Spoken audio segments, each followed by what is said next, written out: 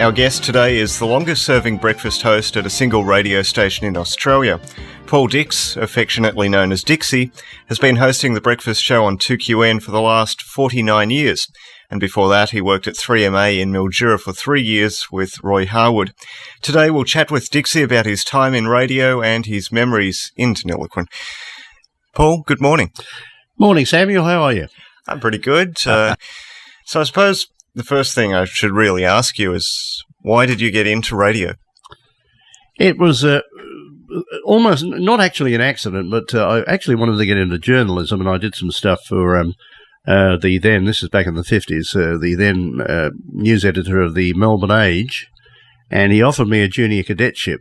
But at that time, I was doing a couple of jobs. I was trying to buy a car and trying to do a few other things, and the wages just weren't there, so I continued as I was. I was working in the railways. It's probably the worst clerk they ever employed. And I was doing a cleaning job and a couple of other things to pay for this damn car. And then eventually I thought, I met a guy and he said, "Hey, you've got a good voice." He said, "Why don't you get into radio?" And I thought, I'd never really considered that. And I thought, well, radio, I could probably do a bit of radio drama. I could do write commercials and that, not thinking specifically about being an announcer. And that's how it happened. Okay, so that was at 3MA in Mildura? No, well, I was in Melbourne at this time, working down there, but I went to a radio school, the Vincent School it was. Bill Roberts was running there. And he got me a job, and that was Mildura. So you stayed there for 3 years. Yep. And then you came out here to Denny. I came down here, yeah. Actually, I almost came a year before I actually came, if that doesn't sound too Irish. But somebody left, and I was offered a job at a very, very good wage at that time. And then I got engaged at the same time, and my fiancée did not want to leave Mildura, where her family was. Lovely town, of course. So I rang the managing director, as it was, of the concern there, Ron Haig-Muir, one of the pioneers of radio, and I said, "No, I'm not coming." And he said, "Money." And I said, "No, it's not money. It's a domestic thing." He said, "I'll give you 25 quid a week." And that was a lot of money in 1960, actually. And I said, "No, I'm not screwing you for money. It's just a domestic issue." So anyway, that was the way it went. And actually said, "Well, it's a bit annoying, really." He said, "Because I've had another couple of applications for this job, and I told them to go to buggery because I thought you were going to take." Anyway, that was that story. And about almost a year later, the situation changed, and I was offered the job again here. And Ron said, I said, "How much money?" And he said, £20 a week. I said, "What about the £25? He said, "That was then, this is now." So anyway, it was a good wage at that time in country radio. So you came out to Denny, and you've stayed here ever since. Yep. I mean, this is a very transient industry for most people. They go from one place to the next to the next. You don't see them for more than a few months at a time a lot of the time. Yeah. Why did you stay? Well, actually, I hadn't planned to. I hadn't planned to stay for more than a couple of years, get a bit more experience, and then my master plan was to eventually go and work in Melbourne. But the time was never right.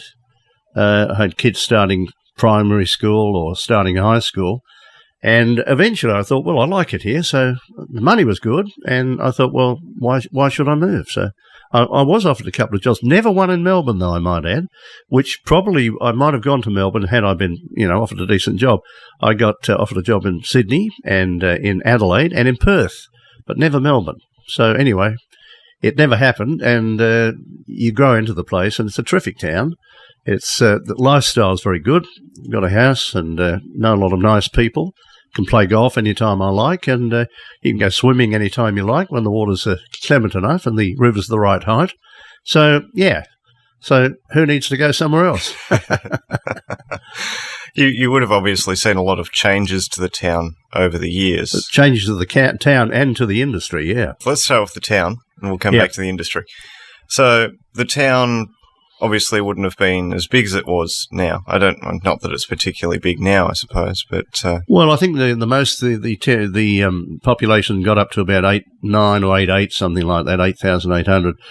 Took quite a bit of a knot with the drought that we've been experiencing, the 10 or 11 year drought, whoever you speak to, wherever they are. But Yeah, it was about just over 7, I think, when I got here. So it has built up, and it's had a lot of ups and downs in that time, of course. I was reading in the whole Back to Denny things. It's Back to Denny week this week, trying to entice people who used to live here or work here to come back for the week, maybe permanently. I was reading that, according to the council at least, a lot of the people who used to live here just passed through. The population hasn't changed an awful lot over the years, but a lot of people have come through and they've left.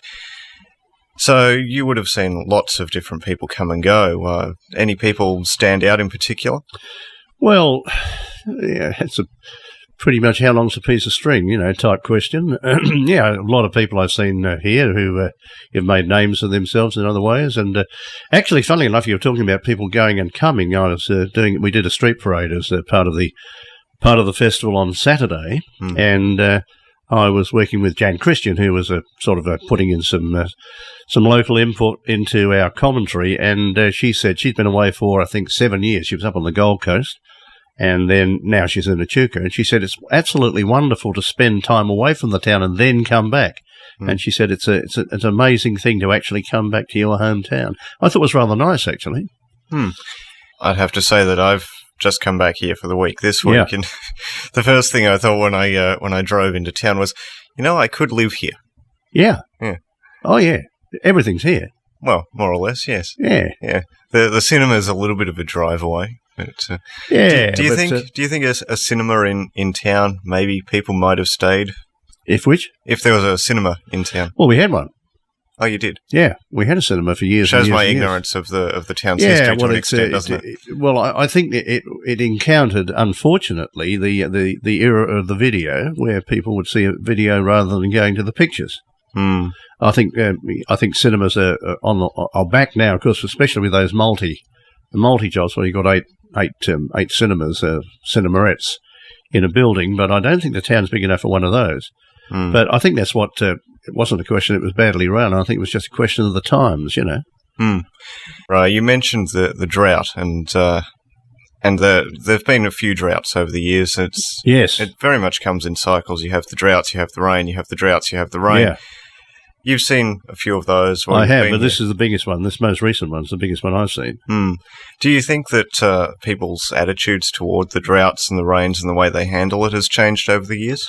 I don't know, but I always admire farmers who can keep going in those circumstances because, the amount of problems that they have which aren't self-made. I mean, obviously, yes, the rain is self-made. You can injure yourself by making wrong decisions, but I mean, to have no rain and then to have people taking your water away and having a number of other pressures, market pressures and the rest of it. I mean, I'm amazed that they last. They've got stamina.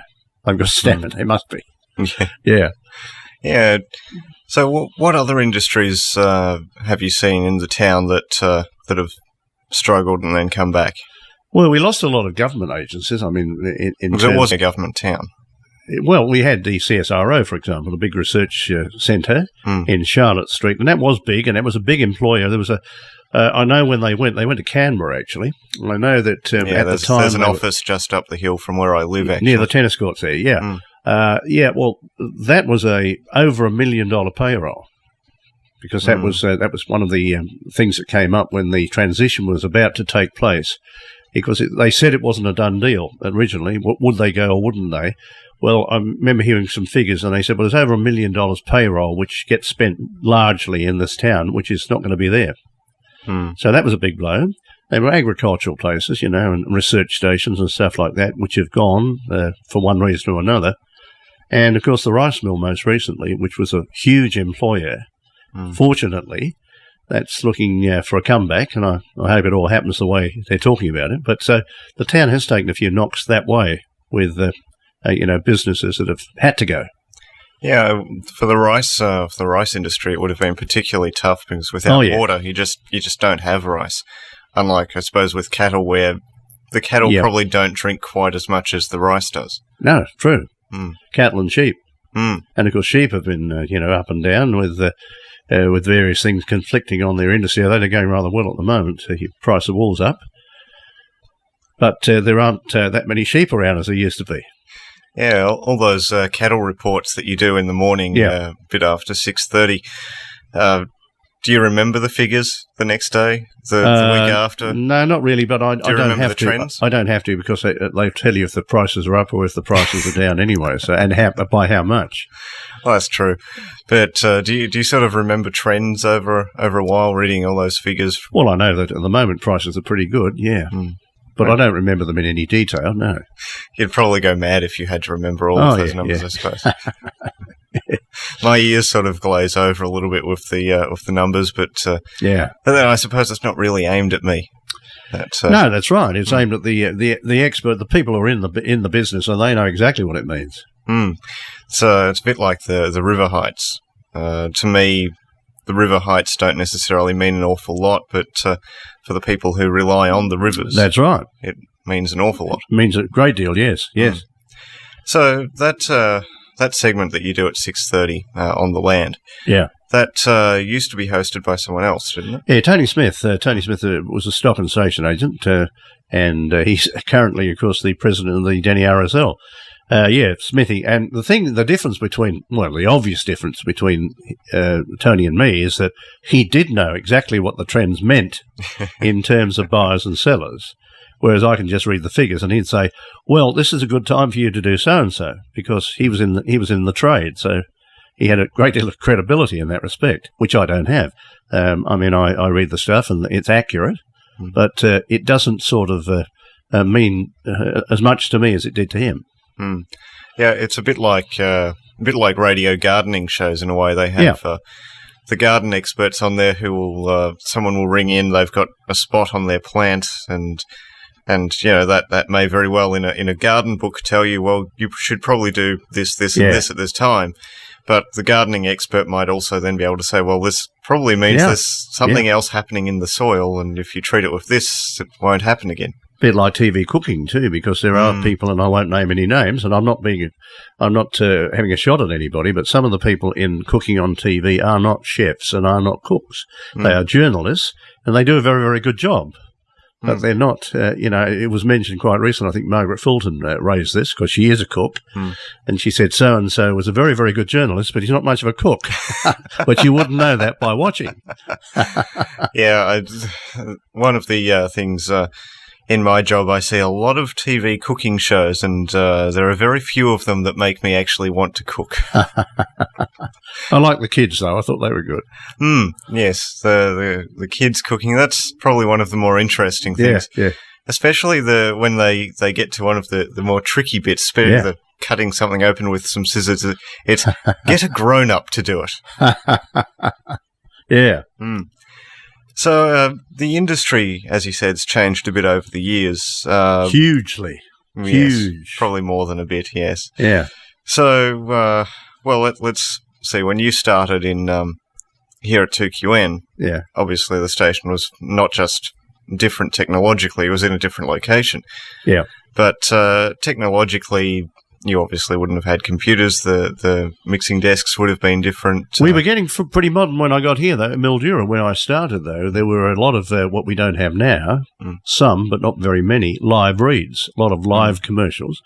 And what people don't realise, and I'm sometimes speaking to some of the younger blokes, they look at me blankly and they say, I don't really understand what you're saying. When you're doing a lot of live reads, say in a breakfast program, and in Mildura we do a huge number of live reads, there were a lot of commercials which were recorded, but there were an awful lot of commercials which were not recorded. They were live reads. When you have to work like that, and especially when you're working turntables, okay, they say, it's not like digging holes in the road. It isn't. But when you're constantly changing speeds, and in Mildura, for example, we have two turntables and an array of recorded commercials at 33 1/3, at 45, at 33 1/3, at 78, and you're constantly changing speeds and changing turntables and doing live reads, 3 hours of that and your adrenaline really starts to go through the roof. So you're not working in the same way. Doing a breakfast program now where everything's on hard disk, I just push buttons. Okay, it's lively, and I'm awake and everything else. But 3 hours of that in the old days, and I was practically jumping out of my shoes. Yeah, so at the end of that, you couldn't really go and have a nap. No. You'd be bouncing off the walls. You're sort of annoying people. They go away. You're a lunatic. So the early starts wouldn't have changed much over the years. No, not really. No. But I'm grooved for that. I wake up early anyway, so but I run down later in the day. But I am an early morning person, yeah. So what would a normal morning routine be for you? Would you get up, have a little bit of breakfast, and come in, or do you? No, not really. I get up about just after 3:30, and I like to do things slowly at that time of the day. So I always give myself much more time really than I need. I get up and I have a shower and clean my teeth, have a shave, and all that sort of stuff. And then I might have a cup of tea, but very seldom have anything to eat until about 9 o'clock, or just when I come off the air at 9. And then I'll have quite often a cooked breakfast, sometimes not. But I don't really feel hungry early, that hungry that early. Might have a biscuit and a cup of tea, but that's really just about it. Yeah, it's similar for me. I don't like eating much when I first wake up. Yeah, prefer to wait a while. If I do try to eat something big when I get up, I can't eat it. Yeah. So, do weekends throw you out a bit? Do you still get up at 3:30 on Saturday? I still wake up. I don't get up. No, I've found I'm grooved like that. For example, I had a 3-week holiday recently, and I still wake up at 3:30, and I look at the clock and I say, hang on, I'm on holidays. I don't have to get up, and I'll lie in bed. Do you manage to get back to sleep? Yeah. Oh, I did it very successfully, actually. When I came back off holidays, I've been getting up at about 7:30, 7:45, round about there. And I thought, gee whiz, I hope I haven't lost the habit. But no, it's still there. It's like riding a bike, you know. Yeah. So have there been any times when you've come back from holidays and you've woken up a bit later than you wanted to? No, not at all. I've only ever been, I know this sounds like fiction, but it's not fiction, in that the time I've been in radio, the time I've been doing breakfast, I've been late twice. Once a quarter of an hour, once a good hour and a half.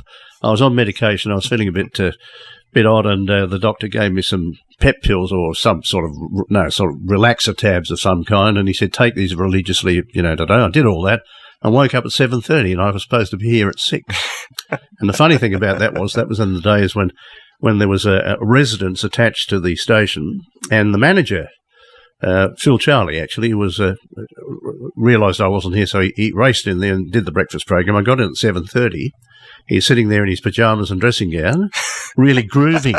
And I said, gee, I'm sorry, Phil, I just didn't wake up. And he said, oh, I'm having a great time. That's all right. I'm enjoying myself. But that was the last time I was ever late. So how long ago was it? That was years. That was back in the 60s, actually. So yeah. That's quite an impressive track record.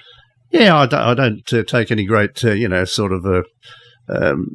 from that, because it's just the way I am. It's just the way I'm wired, really, I suppose. The morning show, was it the morning show, or someone else came and filmed you and your morning routine a few years ago? Yeah, Channel 7, actually. Nick McCallum was up here with the team and did a 3 hours or 3.5 hours of filming, from which they extracted 5 minutes, I think. It's quite interesting, actually. I was talking to one of your neighbours yesterday who was saying that morning it took much longer than normal for you to get into work. Yeah, did I? Well, because they kept stopping, and I had a cameraman in the back of the car, and he said, stop here, do this, do that, do this, do that. And I said, we ever going to get there, actually, today? Yeah, it was quite a funny experience, actually. So you left earlier that morning, I presume? Or? Yeah, I did, yeah. Well, they filmed me getting out of bed, and they said, oh, could you do that again? I want to get your feet hitting the ground. And the bloke got down on the floor, and he's filming me putting my feet on the ground. Incredible sort of thing. And when they stitched it all together, it was quite interesting, because it looked so casual, but there was a lot of work went into it. Yeah, it's funny seeing how much gets filmed and then how much gets used. Yeah, that's right. A lot of me wound up on the cutting room floor, as they say. If you'd had the opportunity, would you have liked them to send you a VHS of all of the stuff they didn't use? Well, I never thought of that. Actually, they certainly sent me a tape of what they did use. Yeah. Yeah, would it have interested you at all to see all of the footage that they didn't use again? Watch yourself waking up 20 times? Yeah, well, they didn't get me waking up because I was well awake before they ever got there. Yeah. I pretended. Yeah.